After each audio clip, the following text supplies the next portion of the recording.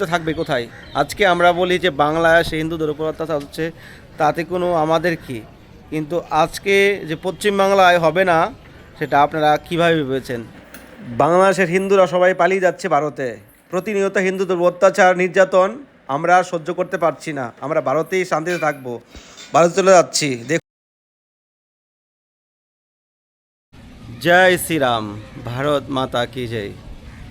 তো আজকেও একটা ব্লগ নিয়ে এসেছি যে বাংলাদেশে যেভাবে হিন্দুদের উপর অত্যাচার, ঘরবাড়ি লুটপাট, ভাঙচুর করছে, আর সহ্য না পেরে তারা বাংলাদেশ ত্যাগ করে ভারতে এসে বর্ডারে এসে পৌঁছিয়েছে।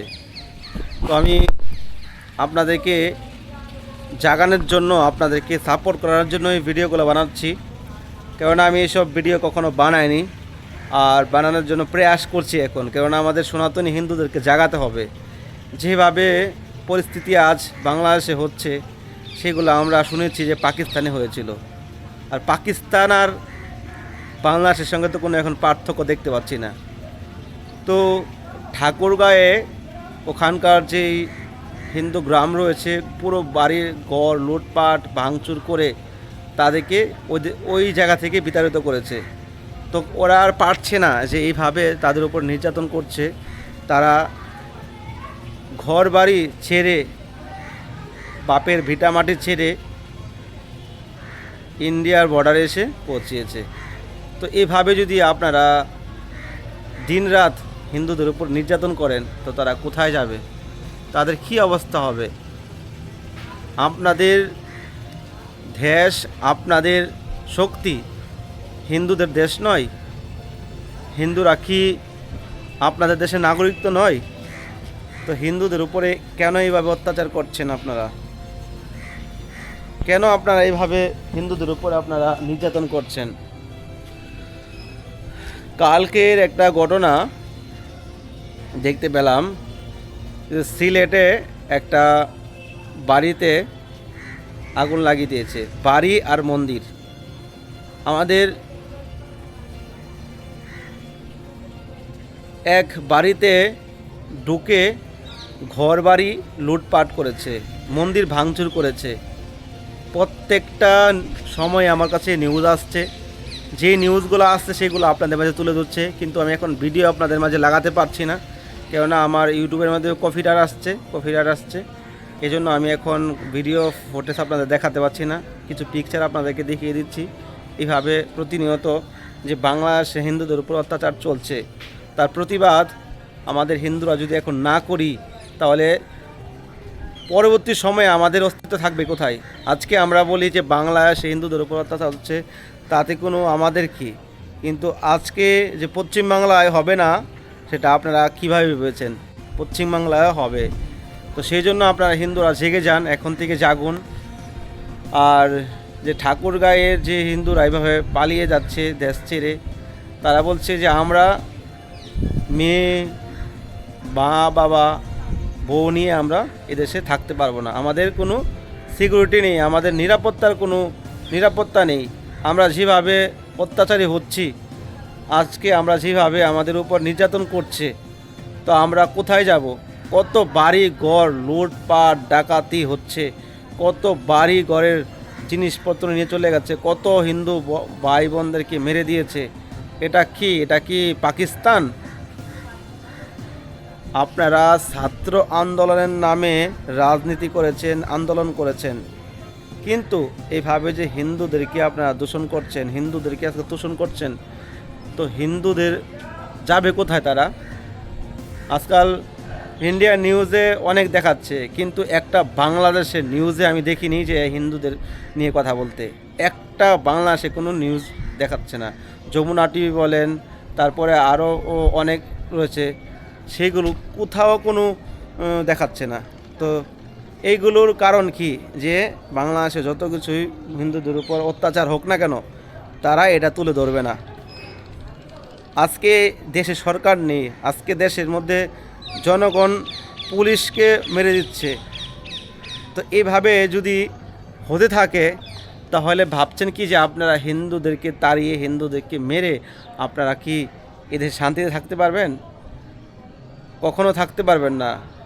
যে দেশের মধ্যে অত্যাচার, হানাহানি, অগ্রদাটি হয়, সেই দেশ কখনো সুখী হতে পারে না। আজকে আপনাদের পার্শ্ববর্তী দেশগুলো রয়েছে তো, যেই দেশের মধ্যে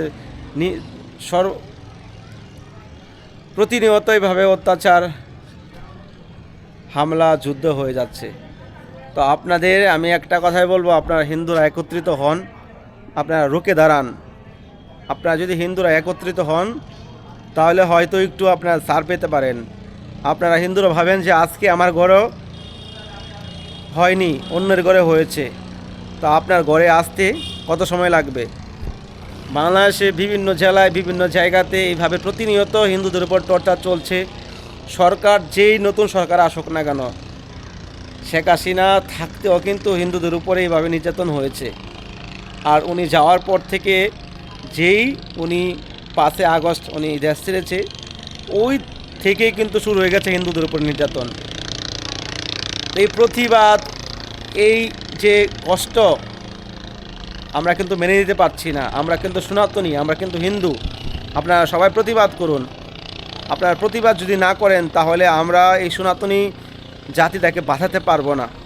আজকে যারা দেশ ছেড়ে পালিয়ে যাচ্ছে, তো এইভাবে যদি হতে থাকে তাহলে বাংলাদেশে একটা সময় 22% হিন্দু ছিল, তারপরে হয়েছে কমে 18%, তারপরে হয়েছে 12%, এখন 2%-2%-এর মতো হয়তো আছে। আর আরেকটা সময় আসবে যে বাংলাদেশে কোনো হিন্দু থাকবে না, ওটা মুসলিম রাষ্ট্রে পরিণত করবে। অলরেডি তো ওরা ওদের মতো করে চালিয়ে নিয়েছে, তারা ওদের মতো করে তারা দেশ গঠন করছে। কিন্তু আপনারা যারা ভালো প্রতিষ্ঠানে রয়েছেন, বাংলাদেশ হিন্দুরা, তাদের উপরে বেশি টর্চার। আমি কালকে দেখতে পেলাম একটা হিন্দু একটা শোরুম ছিল, বাইকের শোরুম, সুজুকি বাইকের, সেই বাইকের শোরুমটা পুরোপুরি তারা জ্বালিয়ে দিয়েছে, পুরোপুরি তারা ধ্বংস করে দিয়েছে।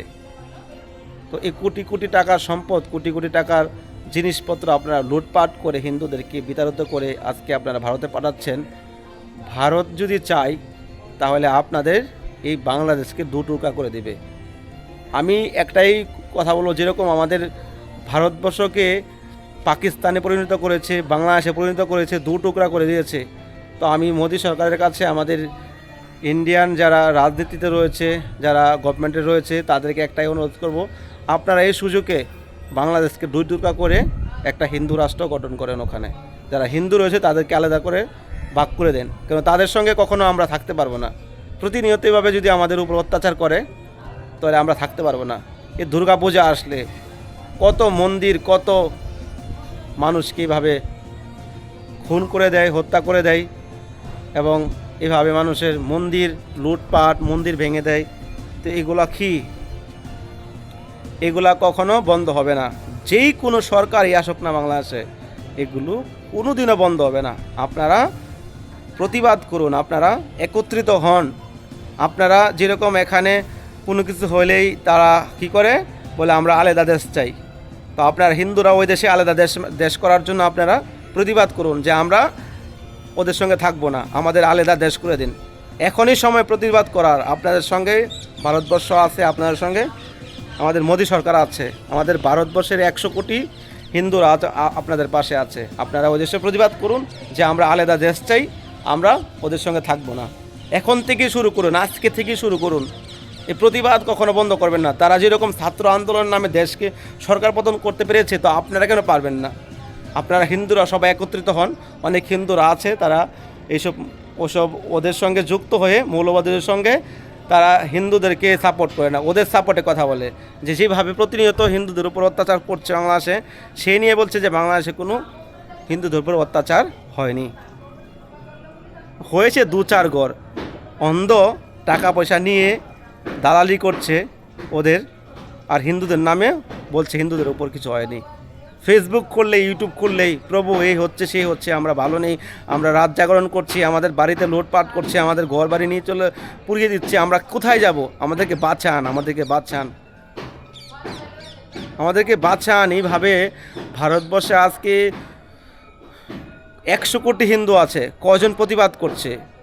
কিছু কিছু পার্সেন্ট হয়তো প্রতিবাদ করছে। আজকে ফিলিস্তিনে কিছু হলে অন্য অন্য দেশে কোনো কিছু হলে তারা রাজপথে নেমে যায়, কিন্তু আজকে আমাদের হিন্দুরা কয়জন রাজপথে নামছে?